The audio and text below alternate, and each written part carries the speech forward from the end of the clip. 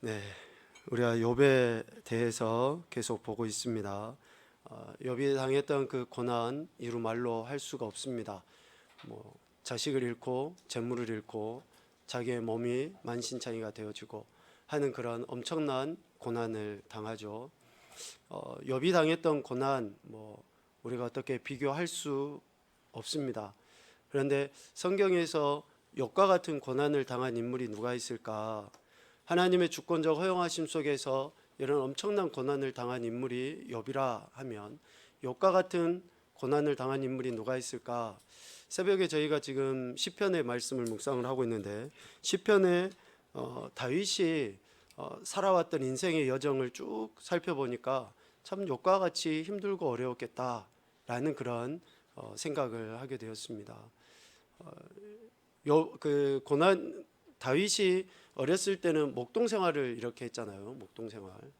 우리가 TV로나 이렇게 보면 양치기들이 굉장히 좀 한가해 보이기도 하고 그 넓은 푸른 들판에 양이나 이런 동물들이 막 뛰어다니면서 그런 모습들을 보니까 막 아름답고 멋지고 우리도 한 번쯤은 그런 뉴질랜드나 또 아니면 유럽이나 이런 나라에 가서 그런 것도 한 번 더 보고 싶기도 하고 막 그러한 아마 동경하는 그런 생각도 있을 거예요. 그러나 당시에 목동은 천대시 받는 직업이었을 뿐만이 아니라 매우 위험한 상황 가운데 노출되어져 있는 거죠.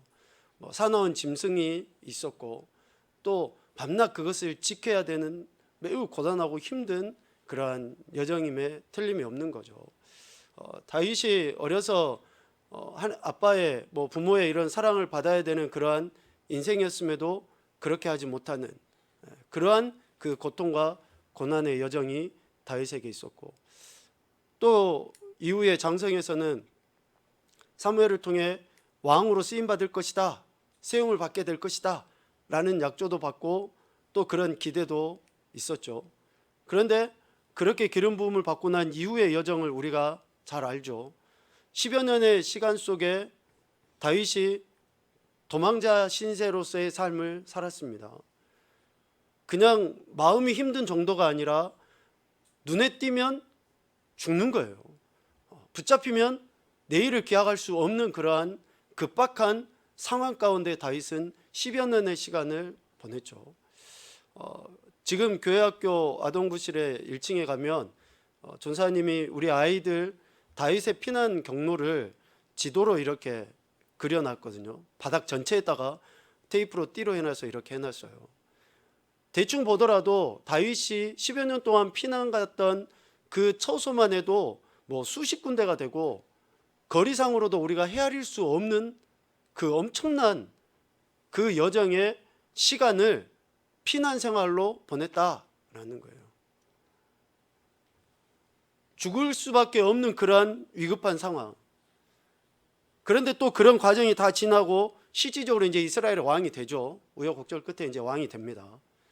왕이 되고 나서는 어떻습니까? 그냥 왕으로서 군림하고 뭔가 형통하고 잘하면 좋은데 물론 오랫동안 그런 통치도 했지만 아들의 반역으로 인해서 또다시 도망자 신세가 되는 거예요. 사울에게 피해서 도망 다녔을 때 그 마음하고 아들이 반역해서 도망 다닐 때 그 마음하고 다르죠. 다를 수밖에 없습니다. 얼마나 괴로웠겠습니까?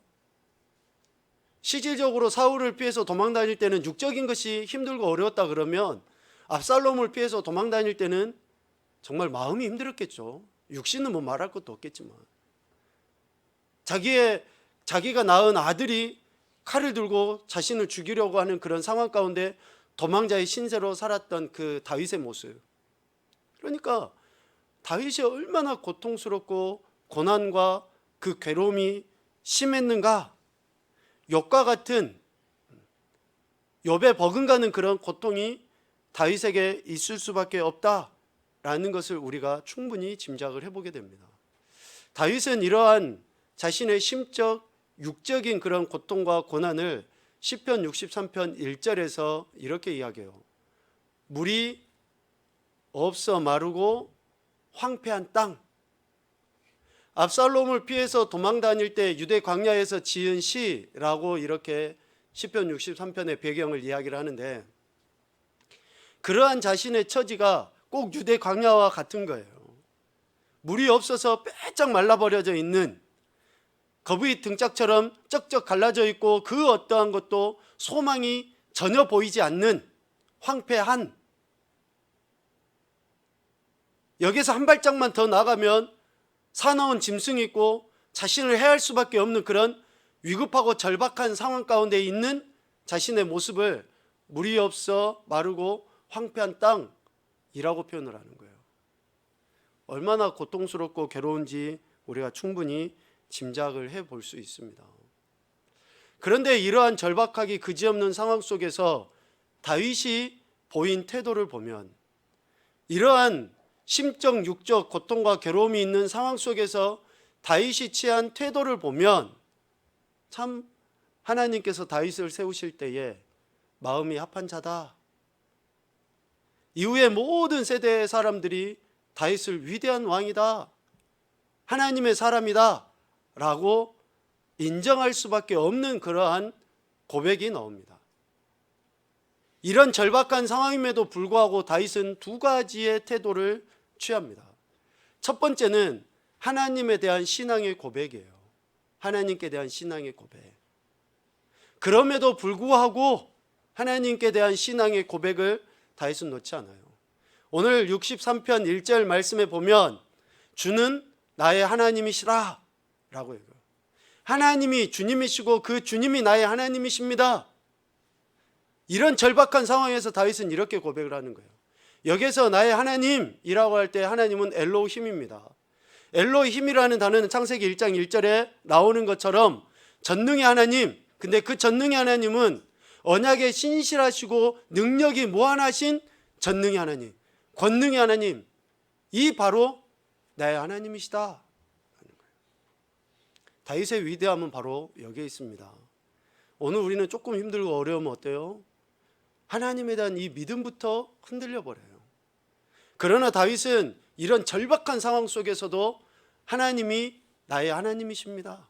언약에 신실하신 하나님이십니다. 지금까지 내가 목동 생활을 할 때든지 사울을 피해서 도망 다닐 때든지 왕궁에 있을 때든지 언제든지 간에 하나님이 나와 함께 하시고 나를 지키시고 보호하신 신실하신 하나님이십니다 라는 것을 지금 압살롬을 피해 도망 다니는 상황에서도 여전히 그렇게 고백을 하고 있다라는 거예요.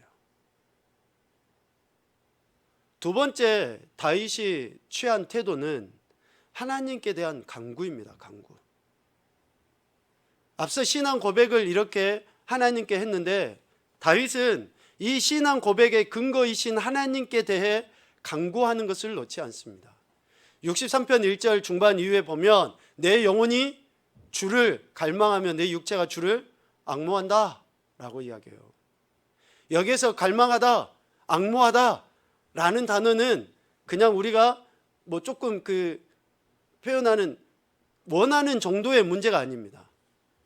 여기에서 앙모하다 라는 단어는 지난 새벽에도 말씀을 드렸지만 히브리어 카마라는 단어에서 유래했다 그래요. 이 카마라는 말은 모든 힘을 다해 애타게 찾는 것, 모든 힘을 다해. 그러니까 우리가 어떤 일을 힘쓰고 애써서 할 때 어떤 표현을 씁니까? 내가 젖먹던 힘까지 다해서 했다. 젖먹던 힘까지. 그거예요. 내가 젖먹던 힘까지 내게 있는 그 모든 힘을 다해서 간절히 찾는 그 앙모, 그렇게 간절히 주님을 찾는 거예요. 절박한 가운데서 그 어떤 소망도 보이지 않는 그 상황에서 다윗은 하나님을 그렇게 찾고 있다. 흔히 우리가 그런 이야기를 하죠. 우리가 봤을 때는 참 힘들고 어려워요. 그래서 좀 기도도 하고 말씀도 보고 좀 정말 이렇게 하나님의 은혜를 간절히 구했으면 좋겠는데 잘 안 돼요. 우리 스스로도 그렇고 잘 안 해져요. 그러면 흔히 뭐라고 이야기합니까? 아직 덜 급했구만. 아직 살만하구만. 아직 살만하니까 안 하는 거예요.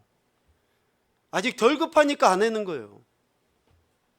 진짜 죽을 것 같잖아요. 진짜 죽을 것 같잖아요. 그러면 안 부르짖어질까요? 내가 진짜 죽을 것 같으면 해줘요. 그런데 지금도 여러 가지 방법들이 있다고 생각하니까 안 하는 거예요. 돈이든지 사람이든지 내 체력이든지 뭐가 할 수 있을 것 같으니까 안 하는 거예요. 오늘 다윗은 그 어떤 여지가 없어요. 그 어디에도 소망도 없어요. 그러니까 어때요? 간절히가 뭡니까? 오장육부가 소금에 절여지는, 끊어지는 그것을 간절이라고 이야기해요. 오장육부가 끊어져 버리는, 그렇게 부르짖고 그렇게 붙잡지 않으면 안 되니까 그렇게 하는 거예요. 다윗이 이렇게 절박한 상황에서 자신에게 남은 최후의 힘까지 다해 하나님의 은혜를 간구하고 있는 것이죠. 마치 고라 자손이 시편 42편에 쓴 것처럼 사슴이, 목말라져 있는 사슴이 시냇물을 찾기에 그 갈급한 같이, 근데 사슴이 시냇물을 많이 먹지도 않아요. 그 목마름을 해결하게 한 방울의 물을 구하는 것과 같이 그런 표현이에요. 한 방울의 물을. 우리는 그냥 이 물을 벌컥 마셔서 내 그 갈증이 다 해결될까지의 그 목마름을 해결하는 걸 이야기하는데요. 여러분, 진짜 갈증이 해결되는 건요, 물 한 컵이 아니라 한 방울의 물이에요. 우리 시편 42편 말씀 읽어볼까요? 시작.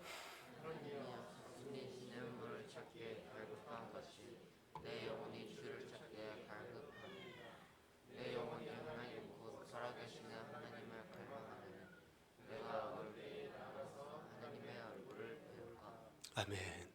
이러한 간절함이 다윗도 그렇고 고라 자손도 그렇고 우리 믿음의 선배들은 자신들이 처한 이 절박한 상황 가운데서 하나님의 은혜를 간절히 구했다라는 것이죠. 여전히 하나님을 신뢰하고 여전히 하나님에 대한 신앙의 고백을 놓지 않았다라는 거예요. 오늘 우리가 보고 있는 욥 역시 마찬가지입니다. 하나님의 주권적 허용하심 속에서 당하는 그 고난 가운데 욥은 하나님을 신뢰하는 것을 놓지 않았습니다. 우리가 지난 욥기 13장의 말씀을 통해서 보았듯이 13장 15절 말씀에 보면 그가 나를 죽이시리니 내가 희망이 없노라. 그러나 그의 앞에서 내 행위를 아뢰리라 라고 말씀합니다. 여기 각주에도 나와 있듯이 하나님이 나를 죽이실지라도 나는 그를 의뢰하겠다. 하나님께서 지금 내 육체와 내 삶을 만신창이가 되게 하셔서 하나님께서 그렇게 나를 죽이신다 할지라도 내가 하나님을 의뢰하겠다. 내가 죽으면 죽으리라. 하나님께서 그렇게 하시지 않는다 할지라도 내가 하나님을 향하고 하나님을 바라며 날마다 기도하고 하나님의 은혜를 구하겠다. 우리 믿음의 선배들이 그러한 신앙의 태도로서 하나님 앞에 나갔다라는 거죠. 죽음이 임박해져 있는 그 상황 속에서 내가 여전히 하나님을 의뢰하고 신뢰하겠다라는 거예요. 오늘 저와 여러분은 어떻습니까? 지금 처한 상황에서 내가 진짜 간절히 그렇게 하나님을 찾고 있습니까? 내가 그렇게 간절히 하나님을 의지하며 하나님만 바라보고 있냐라는 것이죠. 다 힘들다라고 이야기하잖아요. 다 힘들다라고 이야기하는데 우리 믿음의 선배들처럼 그렇게 간절히 하나님께서 내 삶의 주권자가 되시고 내가 하나님을 그렇게 신뢰하고 갈망하며 앙모하고 있는가? 라는 것을 우리 스스로 물어봐야 된다라는 것이죠. 오늘 욥기 그 18장 말씀에 보면 빌닷이 욥에게 한 두 번째의 말입니다. 표현이 빌닷의 두 번째 말이라고 되어져 있지만 그 전후 맥락이나 내용을 쭉 살펴보면 욥을 정죄하고 있는 내용이죠.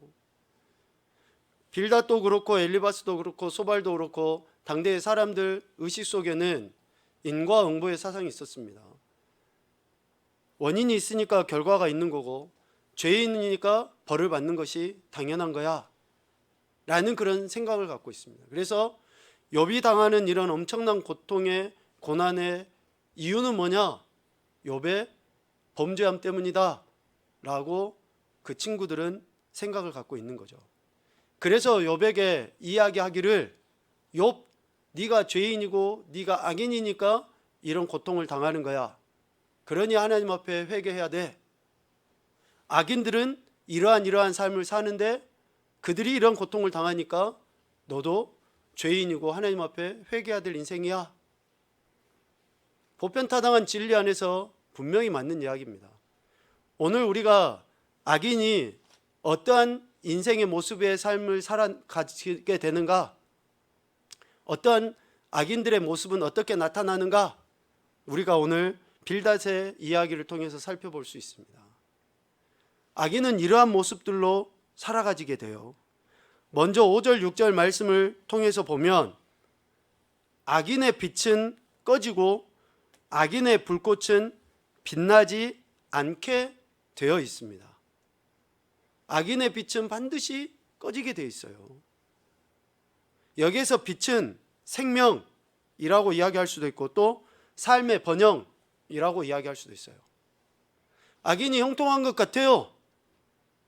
악인이 뭔가 잘 되는 것 같아요. 그런데 악인의 빛은 어때요? 꺼지게 되어 있어요. 그래서 성경에서는 악인의 형통을 부러워하지 말라라고 분명하게 우리에게 교훈해 주십니다. 악인이 엄청 밝은 빛을 비추는 것 같지만 그 빛은 오래가지 못합니다. 일시적인 거, 일시적인 거. 그래서 그 악인의 형통 부러워하지 말라라고 이야기하죠. 특별히 잠언에서 매우 많이 이런 부분에 대해서 말씀합니다. 잠언 13장 9절에 의인의 빛은 환하게 빛나지만 악인의 등불은 꺼지게 되어 있다. 잠언 24장 20절에도 대저 행악자는 장래가 없겠고 악인의 등불은 꺼지게 된다 라고 분명하게 말씀하고 있습니다. 악인은 그렇습니다. 지금 이 시대에도 악인이 활개를 치고 다녀요. 공중의 권세 잡은 자의 쫄개들이 판치고 다닙니다. 그런데 그들의 등불은 반드시 꺼지게 되어 있습니다. 그래서 우리가 그들을 두려워할 필요도 없고 그들을 더더욱더 부러워해서는 안 되는 거예요. 악인에 대해서 반드시 하나님의 공의하심이 나타나기 때문에 그렇다라는 것이죠. 또 7절 전반부의 말씀을 보면 악인의 발걸음은 연약해지게 되어 있습니다. 악인의 발걸음은 연약해지게 되어 있어요. 여기에서 피곤하여지고 라는 말을 씁니다. 피곤하여지고 다리에 힘이 풀리고 쇠약해진다 라는 거예요. 다리에 힘이 풀리고 쇠약해진다. 악인들이 당당하게 걸어갑니다. 어깨에 쫙 펴고 시내 한가운데로 할보치고 다녀요. 막. 그러나 악인들은 그 걸음이, 그 다리의 힘이 반드시 풀려서 쓰러지게 되어 있다라는 거죠. 뭔가 자기가 이루었다고요? 아니요. 자기가 이룬 것은 오래가지 못합니다. 하나님께서 이루어 주셔야지 그것이 견고하게 오래가는 거예요. 그래서 지혜로운 여인이 집을 세우는 것은 하나님의 은혜로 세우는 거예요. 오늘 우리가 집을 세우는 거요, 우리의 신앙의 여정을 세워가는 거요, 내가 하는 게 아니에요. 하나님께서 세워주실 때 견고하고 튼튼한 집을 세워가게 되는 거예요. 그러나 악인은 그 발걸음이 연약하게 되어 있습니다. 의인은 어떨까요? 의인은 지금 주저앉아 있는 것 같고 아무 힘이 없이 그냥 망해져 가는 것처럼 보이지만 결코 하나님께서는 의인에 대해서 보상하시는, 보응하시는 것을 결코 놓지 않으십니다. 이사야 40장 말씀을 우리 한번 같이 보겠습니다. 시작. 오직 여호와를 앙망하는 자는 새 힘을 얻으리니 독수리가 날개치며 올라감 같을 것이요 다른 박질하여도 곤비하지 아니하겠고 걸어가도 피곤하지 아니하리로다. 아멘. 악인은 피곤해지지만 의인은 피곤하지 않는다라고 분명히 말씀합니다. 하나님을 의지하고 의뢰하고 신뢰하는 의인에 대해서 하나님께서 분명하게 새 힘을 공급하셔서 지치지 않게, 등불이 꺼지지 않게, 빛이 쇠하지 않게 해주신다라고 말씀하십니다. 한 가지 더 볼까요? 7절 하반부의 말씀을 보면 악인은 자기 꾀에 스스로 빠진다라고 이야기해요. 자기 꾀에 스스로 빠진다. 악에 대해서 하나님이 심판하실 때요, 다른 먼 데 있는 것을 갖고 와서 하나님 잘 안 하셔요. 악인이 생각해 놓은 그 방식, 악인이 자기의 성공을 위해서 행하려고 하는 그 방식을, 그래서 하나님이 역전시키는, 역전. 에스더서에 나온 하만이라는 인물을 여러분 아시죠? 하만이 어떻습니까? 대단히 출세지향적인 인물이에요.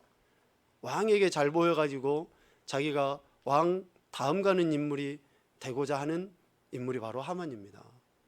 그러니 모든 사람들이 자기에게 무릎을 꿇고 조아리면서 자기를 높여주기를 원해요. 대단히 육적인 인물이죠.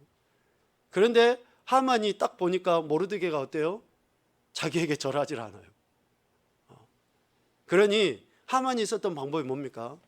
자기 집에다 장대를 높이 세워놓고 거기에다가 반드시 내가 모르드게를 달아버려야지, 죽여야지, 이렇게 마음을 먹어요. 그런데 하나님께서 어떻게 역전시켜 버립니까? 그 장대 위에 누가 달려요? 하만이 달려요. 악인은 악을 도모해서 자기의 의를 드러내려고 할 때에 하나님께서는 그것을 바꾸셔버려요. 악인이 스스로 꿰놓은 그 놋, 그 덫, 올무, 이런 것에 자기 스스로 빠져버리게 만듭니다. 그래서 우리가 악인의 방법을 이렇게 동경할 필요가 없어요. 악인이 행한 것에 대해서 우리가 뭔가 이렇게 막 부러워할 필요도 없어요. 반드시 악인은 자기가 놓은 덫의 올무에 빠지게 되어 있습니다. 그 이야기를 8절 10절에 이어서 합니다. 그물과 올가미에 걸리게 만드는 거예요. 새를 잡는 그물, 짐승을 잡는 올무 등의 그런 도구에 악인이 반드시 걸리게 되어 있다라고 이야기하죠. 아무리 피하고 도망하려고 해도 악인은 넘어지고 멸망을 당하게 될 뿐이다. 왜 우리가 이것을 확신합니까? 왜 확신하는 거예요? 하나님의 공의 때문에 그러는 거예요. 하나님의 공의 때문에. 하나님의 공의는 의인에 대해서는 보상해 주시지만 악인에 대해서는 반드시 심판하시는 분이시기 때문에 우리가 이것을 확신하는 거예요. 오늘 빌닷도 하나님의 공의에 대해서 알고 이 이야기를 하는 거예요. 그래서 12절 이하의 쭉 내용을 보면 얼마나 악인이 그 멸망의 과정이 심한가라는 것을 상세하게 기록해 놨어요. 여러분 12절 이하의 말씀을 눈으로 쭉 한번 봐보세요. 12절에 보니까 악인은 기력이 쇠해집니다. 그리고 13절에 보면 질병이 생기게 되어 있어요. 그리고 14절에 삶의 터전을 빼앗기게 되어 있습니다. 그리고 19절에 보면 후손과 후예가 끊어지게 되어 있어요. 대가 끊어져요, 반드시. 그리고 20절에 많은 사람들의 놀림거리가 되게 됩니다. 악인은 이러한 점진적인 패망의 과정을 거쳐 나가게 되어 있어요.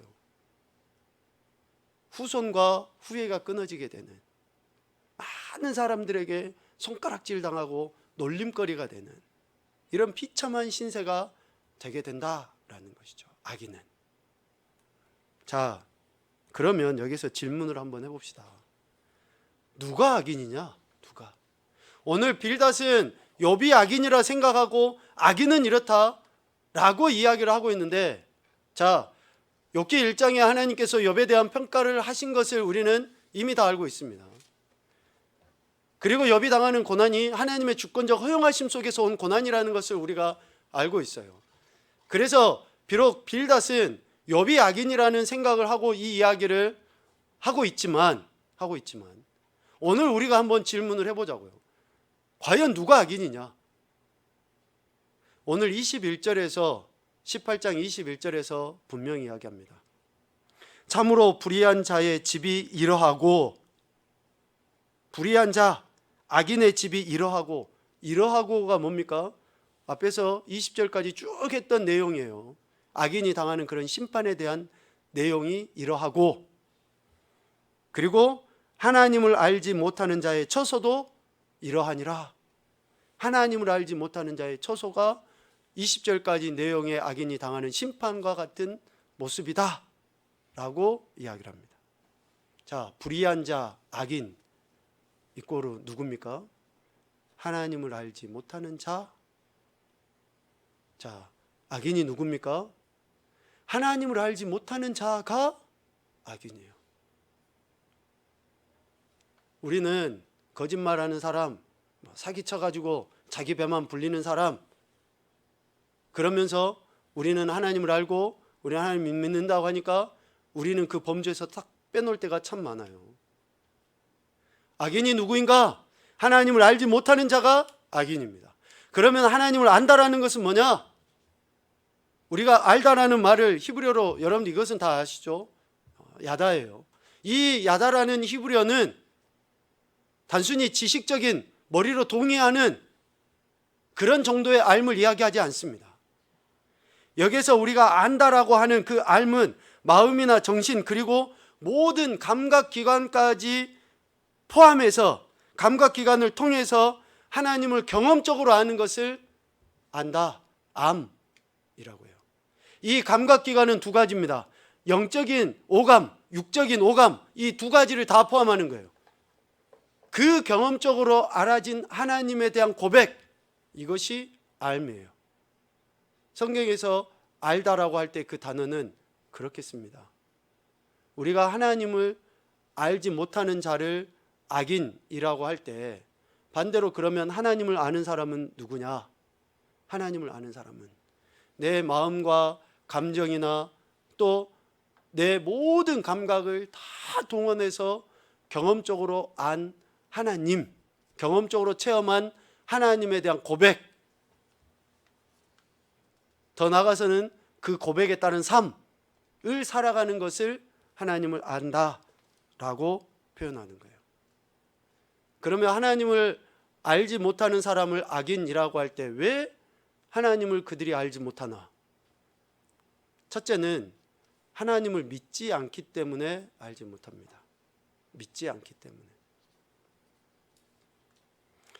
여기서 하나님을 믿지 않는 자를 우리는 비그리스도인이라고 해요. 비그리스도인, 자연인, 일반 사람, 세상 사람 이렇게 표현해요.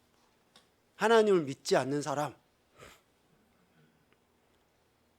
여전히 자기가 삶의 중심이에요. 마음과 육체가 원하는 대로 살아가요. 이런 사람을 하나님을 믿지 않는 자, 그래서 하나님을 알지 못하는 자라고 이야기해요. 두 번째로 악인, 하나님을 알지 못하는 자는 누구냐? 우리가 지난 수요일 날에 라오디게 교회를 이야기했죠. 거기에서 주님이 책망하셨던 내용이 뭡니까? 그들이 차지도 않고 뜨겁지도 않은 미지근한 신앙을 갖고 있었던 것에 대해서 주님이 책망을 하셨어요. 미지근한. 두 번째로 악인은 하나님을 믿기는 하지만 하나님의 주권을 범사에 인정하지 않기 때문에 하나님을 알지 못하는 악인의 삶이 되는 거예요. 지금 중요한 이야기를 하는 겁니다. 하나님을 믿는다고 해요. 그래서 자기 마음에 모셔드렸다고는 해요. 그러나 삶의 모든 영역 속에서 매 순간순간의 선택을 하나님의 주권에 내어 맡기지 않는, 자기 소견에 오른 대로 하는, 자기가 주인이 되어서 살아가는, 자기 뜻대로 행하고자 하는 그러한 삶의 태도를 갖고 있는 사람을 악인이라고 이야기합니다. 미지근한 신앙을 갖고 있는 사람. 지난 수요일 날에도 매우 강조해서 이야기를 했는데, 미지근하다라는 것을, 또 열성이 있다라고 하는 것을 어떤 눈에 보이는 행동으로서의 평가를 하는 것은 매우 위험합니다. 물론 눈에 보이는 행동이 마음에 근간하는 것이다, 그러면은 당연히 인정을 해야죠. 그러나 눈에 보이는 그 어떤 외적인 행동을 가지고 그 사람이 열성이 있다, 미지근하다라고 평가하는 것은 매우 위험합니다. 마음의 중심으로, 즉 하나님께서 내 인생의 주권자로서 마음의 보좌에 주님이 앉아 계시지 않는 그 모든 것은 미지근함입니다. 그래서 미지근한 성도에서 벗어나는 길은 내 마음의 왕자에 주님이 앉으시는 것밖에 없어요. 주님이 그래서 라오디게아 교회 성도들에게 명령하신 게 뭡니까? 열심을 내라, 회개하고 돌이켜라 라고 강조하신 거예요. 마음의 중심으로 예수 그리스도를 모셔드려라, 주님의 통치 안에 굴복하라, 모든 인생의 주권은 하나님께 있다 라는 것을 선택하는 삶을 살아라. 선택하는 삶. 오늘도 우리는 선택의 순간에 놓이게 됩니다. 그때에 주님의 말씀을 기준해서 선택하는 열심을 내야 돼요. 주님이 원하시는 것을 선택하는 열심을 내야 돼요.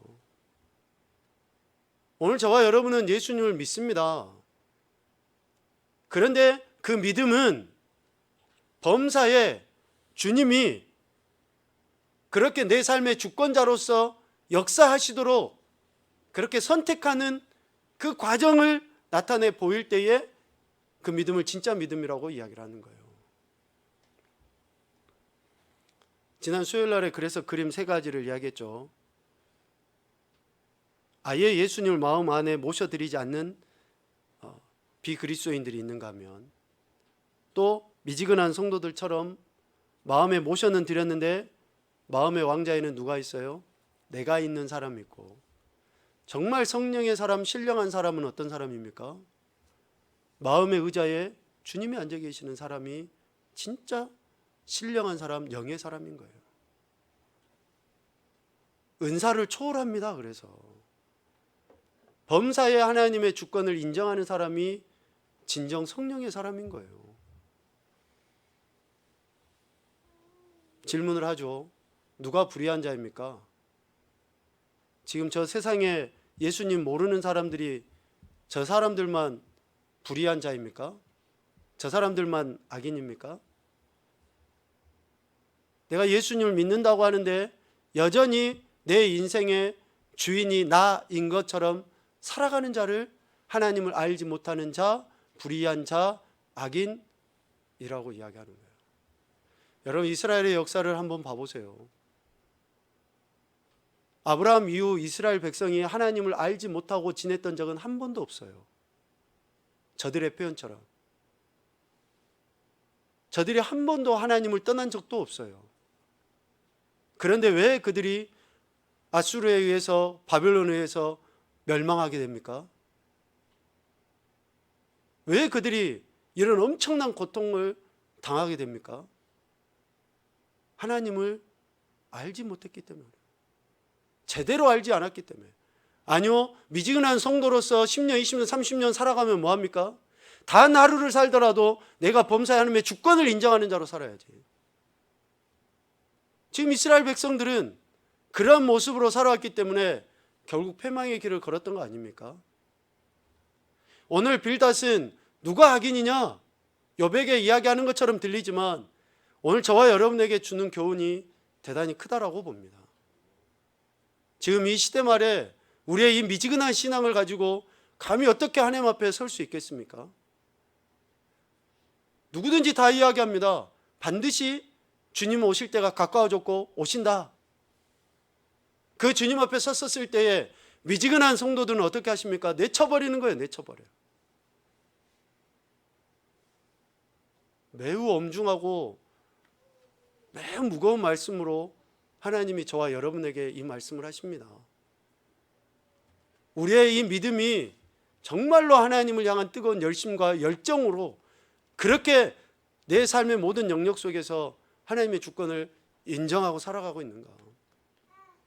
그래서 하나님께서는 선지자들을 보내셔서 말씀하십니다. 특별히 호세아 선지자를 보내서 음란한 여인 고멜과의 그 관계를 회복하게 하시기 위해서, 여러분, 호세아 선지자를 통해서 하나님께서 음란한 여인 고멜과 결혼해라고 한 것이 호세아를 위함입니까? 누구에게 기회를 주는 거예요? 음란한 여인 고멜에게 기회를 주는 거예요. 하나님께서 지금 이 말씀을 통해서 누구에게 교훈을 주시는 겁니까? 여전히 세상 가운데서 세상과 타협하며 살아가고 있는 소위 영적인 음란을 저지르고 있는 저와 여러분에게 하나님께서 기회를 주시는 거예요. 기회를. 하나님을 힘써 알라라고, 제대로 알아라고, 제대로 믿어라고 하나님께서 오늘 우리에게 기회를 주시는 겁니다. 이 말씀을 읽고 우리 결단했으면 좋겠습니다. 하나님을 힘써서 아는 자, 의인, 의로서의 삶을 저와 여러분이 이 마지막 때에 살아서 하나님의 영광을 드러내는 정말 멋진 그리스도인이 되시기를 주님의 이름으로 축복합니다. 같이 보죠. 그러므로 우리가 여호와를 알자. 힘써 여호와를 알자. 그의 나타나심은 새벽빛같이 어김없나니 비와 같이 땅을 적시는 늦은 비와 같이 우리에게 임하시리라 하니라. 아멘.